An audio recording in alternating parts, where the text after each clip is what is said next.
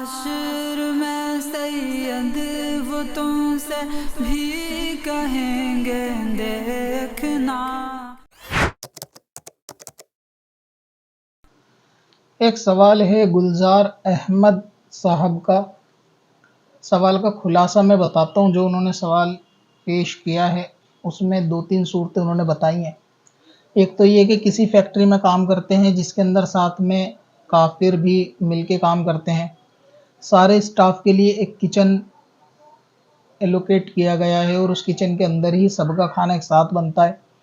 खाने में non veg भी बनता है और नॉन वेज बनाने यानी खाना बनाने वाला कोई आता है या शायद मैड आती है खाना बनाने के लिए, जो कि खुद भी गैर मुस्लिम है वो, और तो उनका बनाया हुआ खाने लोग खाते हैं। सब्जी वगैरह में तो कोई मसला नहीं है, लेकिन उन्होंने पूछा है कि कभी कभी गोश्त भी पकाना बनाना पड़ता है, तो उसकी चंद सूरतें इन्होंने लिखी हैं।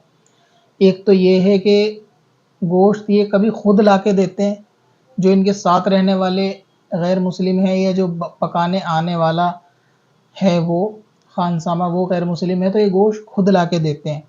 इस सूरत में क्या पका हुआ गोश्त खा सकते हैं, पहली सूरत। दूसरी ये है कि कभी उसको ला के देते हैं, कभी इनके साथ में रहने वाले भी बना लेते हैं और ये किचन में मौजूद होते भी हैं, नहीं भी होते, उनकी एब्सेंस में भी बनता है, लेकिन गोश्त ये ला के देते हैं।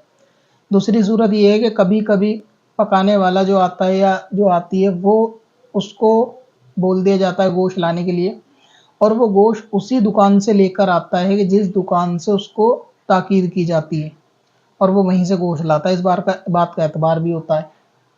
तीसरी सूरत इन्होंने ये बताई कि उस इलाके में किसी भी गैर मुस्लिम की गोश्त की दुकान नहीं है, तमाम दुकानें मुसलमान की हैं। अब ऐसी सूरत में ये गोश्त खा सकते हैं। जो सूरतें बताई कि खुद लाए हैं, सामने पका है, खुद नहीं लाए हैं, दूसरा लाया है जो गैर मुस्लिम है, और सामने पकता भी है, कभी नहीं भी पकता। किचन में खड़े रहना भी अच्छा नहीं लगता, तो अपने काम पे लोग लगे रहते हैं, खाना रेडी होके आ जाता है।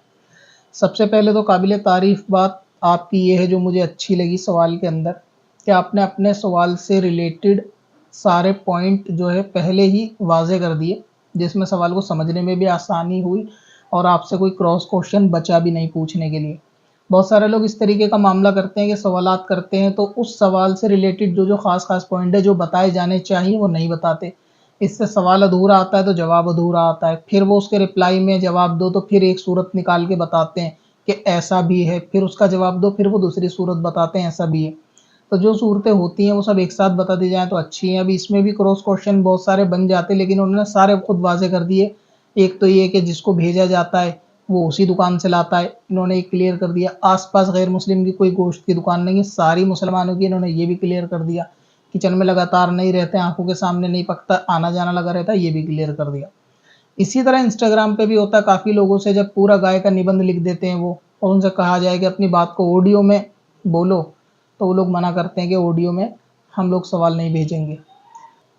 और दूसरा ये कि अगर कहा जाए कि इस सवाल का जवाब में काफ़ी क्रॉस क्वेश्चन है, या तो आप ऑनलाइन रहो और ऑडियो कॉल कर लो, ताकि 1 टू 1 जो मुझे पूछना है मैं पूछ लूँ, उसके बाद जवाब दो। तो सामने से कभी-कभी ऐसी भी सिचुएशन होती है कि साहिल को जवाब तो चाहिए होता है, लेकिन अपनी शर्तों पे चाहिए होता है कि जैसा वो चाहता है वैसा निज़ाम चले चैनल का और उसको उसके मुताबिक जवाब दिया जाए।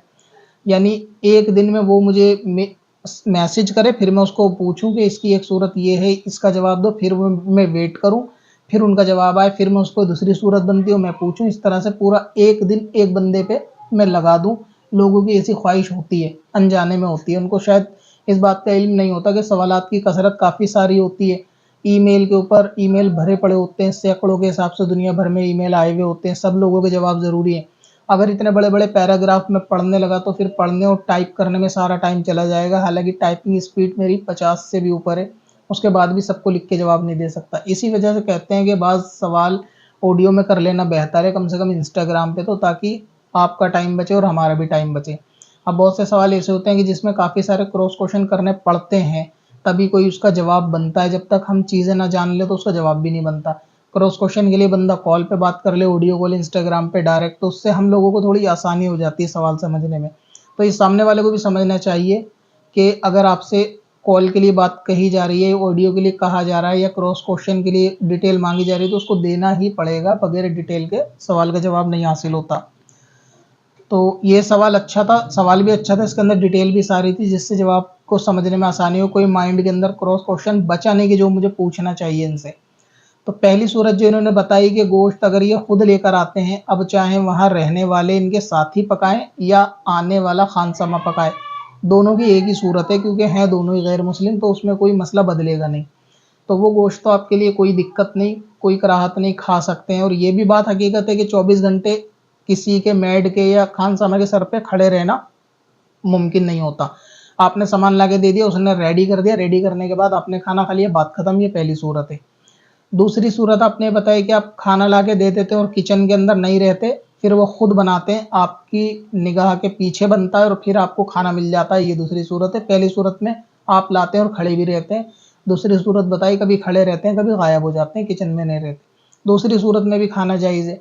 अब बची तीसरी सूरत की जिसके अंदर आप ये कहते हैं कि गोश्त को कभी कभी उनको लाने के लिए भेज दिया जाता है जो पकाते हैं, और ये भी मालूम है कि जिस दुकान से कहा जाता है वो उसी दुकान से लेकर आते हैं, और साथ में कोई आसपास गैर मुस्लिम की गोश्त की दुकान नहीं है। तो अगर इस चीज़ का आपको ज़न गालिब है कि आपका मुलाजिम जो कि काफिर है और आपकी बताई हुई दुकान से या मुसलमान की दुकान से, बताई हुई को छोड़ो, मुसलमान की दुकान से गोश्त लाया है और आपको उस पर एतबार है, अगर आप कहते हो या वो बताता है कि मैं उस दुकान से लाया हूँ जिससे आप लाते हो, ठीक, और आपको एतबार है कि हाँ ये उसी से लाया, या फिर मुलाजिम को आपने भेजा अपने सर्वेंट को कि आप फला दुकान से गोश्त लेकर, और वो लेकर आता है और अपनी बात में वो सच्चा है कहने के एतबार से, तो उसका एतबार कर लिया जाएगा और गोश्त वो आपके हक में हलाल होगा। मसला बाज़ लोगों के हो सकता है कि पचाने में थोड़ा मुश्किल पड़ जाए, लेकिन हकीकत यही है। तो इसलिए जो आपके वहाँ पकाने के लिए आते हैं, इसमें दो चीज़ें वाज़ेह हैं। कोई भी शख्स को अगर आप गोश्त लेने के लिए भेजेंगे कि जो आपके वहाँ खाना पकाने आता है गोश्त लेने के लिए, जब वो जाएगा तो ये बिल्कुल मुमकिन है कि ऐसा नहीं हो सकता कि वो बंदा इतनी देर में पूरी भैंस ज़िबा कर ले, बकरा ज़िबा कर ले और उसको बकरा ख़रीद के ज़िबा कर ले और गोश्त लेकर आए। ये तो नहीं, अक़लन भी समझ में आती है कि दुकान से बंदा लेकर आएगा, तो ये चीज़ बिल्कुल वाज़ेह है। तो इस एतबार से जो है वो गोश्त को लिया जा सकता है। अब रहा है कि गैर मुस्लिम से ना लेना एतबार, वो कि वो अपना सर्वेंट नहीं है, बेचने वाला है, और वो कहता है कि मैंने मुसलमान से गोश्त ख़रीदा है ज़िबा हुआ तब मैं बेच रहा हूँ, तो फिर उसका एतबार के अलग मसाइल और अलग सूरत है। तो जो आपके वहाँ पकाने के लिए आपने रखा हुआ है, खाना पकाने के लिए, ऐसा कोई घर का कामकाज करने वाला बंदा है कि जिसकी ज़िम्मेदारी खाना बनाने की है, और आपको एतबार है कि वो सही कह रहा है कि आपने जिससे कहा उस दुकान से आया और इतनी जल्दी वो लेके भी आ गया, इतनी जल्दी बाज़ार से बकरा भैंस नहीं ख़रीदी जाएगी, उसको ज़िबा करके गोश्त नहीं लाया जा सकता। समझ में भी आने वाली बात है कि अगर कोई 10 मिनट में ले आया है तो आप ये नहीं कह सकते कि शायद इसने बगैर बिस्मिल्लाह के ज़िबा कर दिया होगा, फिर उसका हिस्सा लेकर आया होगा, तो बाकी बकरा कहाँ फेंकेगा वो अगर जानवर पूरा लाएगा। और आपने ये भी वाज़ेह कर दिया कि आसपास कोई गैर मुस्लिम की गोश्त की दुकान भी नहीं है, तो फिर बात ख़त्म। अगर होती तो एक टाइम को कोई सूरत बनती कि हो सकता है कि वो किसी और से ले आया हो, लेकिन उसमें भी अगर एतमाद है कि वो कहता है कि मैं फ़लाँ मुसलमान की दुकान से लाऊँ, तो उसका एतमाद कर लिया जाएगा। तो इस सूरत में जो है वो गोश्त खाया जा सकता है। यानी आपके जवाब में तीनों सूरतों में गोश्त खाया जा सकता है। ज़ोमैटो, स्विगी वगैरह ऑनलाइन लोग ऑर्डर करते हैं बिरयानी, कोरमा, इससे नॉनवेज खाया जा सकता है, नहीं खाया जा सकता, इसके लिए मैंने सेपरेट वीडियो बनाई हुई है। आप लोग सर्च करें सिकंदर वारसी ज़ोमैटो, बस इतना टाइप करें, यूट्यूब के ऊपर वीडियो आ जाएगी। और अगर यूट्यूब के ऊपर ना मिले तो वेबसाइट पे लॉगिन करें, लॉगिन नहीं करना बल्कि विजिट करना है smsvarsi.com, वहाँ वीडियो सेक्शन में जाएँ और वहाँ पे टाइप कर दें ज़ोमैटो, तो वहाँ पर भी जो है वो वीडियो आपको मिल जाएगी। तो वो वीडियो भी ज़रूर देखें कि ज़ोमैटो या ऑनलाइन गोश्त मंगाकर खाना कैसा। इस वीडियो को ज़्यादा से ज़्यादा लोगों तक शेयर कर दें, अगर शेयर नहीं कर सकते बड़ा मुश्किल काम है, वीडियो भारी हो गई है ज़्यादा, कम अज़ कम लाइक कर दें। जितने लोग इसको देख रहे हैं तो वो वीडियो को लाइक कर दें और कमेंट भी करें। अब आप अपने ज़रूरत के मसाइल की वीडियो को बआसानी तलाश कर सकते हैं। हमारी वेबसाइट smsvarsi.com पर जाएं और अपने मसाइल से रिलेटेड कोई भी वर्ड टाइप करें और अपने जवाब की वीडियो देखें। चल तुझे भी बख्शवा दूं, तेरी बारी आ गई।